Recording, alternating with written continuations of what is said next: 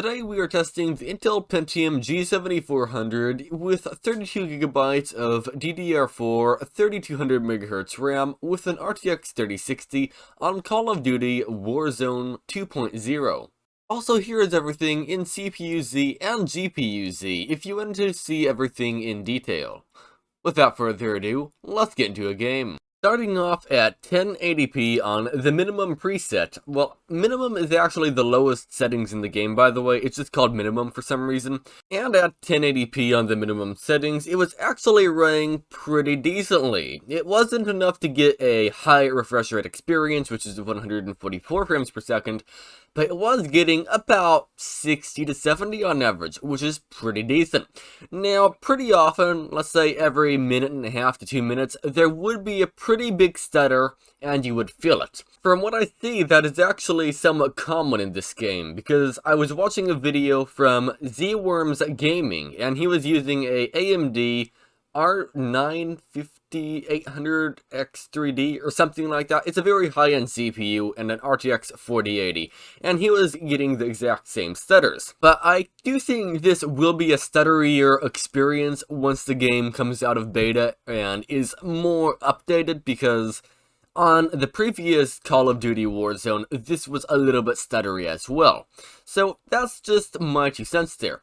But one way or another, from my driving around, the game ran pretty good. I don't know what's intensive in this game, and I wasn't in any big fights in this game.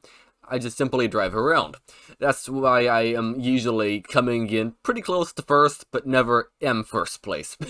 I just avoid all the action. But from my entire game at 1080p on the minimum settings, I got an average frame rate of roughly 67, and the 1% low was around 34. So all in all, I'd say it's a pretty decent experience if you aren't a competitive player. Next up, I am going to be playing at 1080p on the Ultra preset, which is one setting under the Epic preset.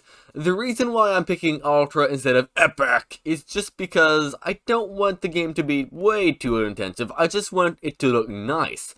So I figure Ultra would be a pretty good option for this. And of course, I do a restart after changing any setting. At 1080p on the Ultra settings, it was actually running nearly the same, which is really surprising to me. So it actually got a higher average frame rate. This time it got an average frame rate of 71, where on the lowest settings, or minimum, it was getting an average frame rate of 67. So, for some reason, it is running better.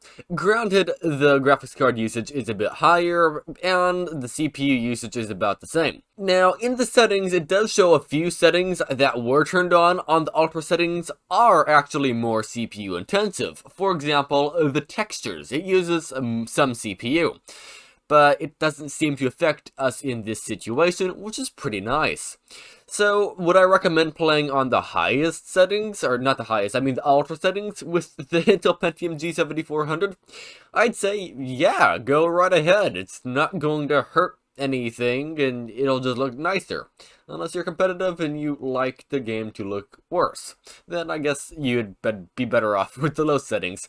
But yeah, for me, and for quite a few people, I'd say this is a pretty decent experience. What do you think? And the stutters are still there, just about the same as on the low settings. I didn't really notice any difference between the stutters between Ultra and low. So that is basically exactly the same.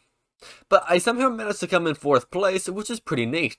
Next up is 1440p on the Ultra settings, and at 1440p, it was running pretty decently, though it was starting to get a bit sluggish compared to before. It was hovering roughly in the 60s, like the low 60s, often dipping into the 50s, and occasionally into the upper 40s.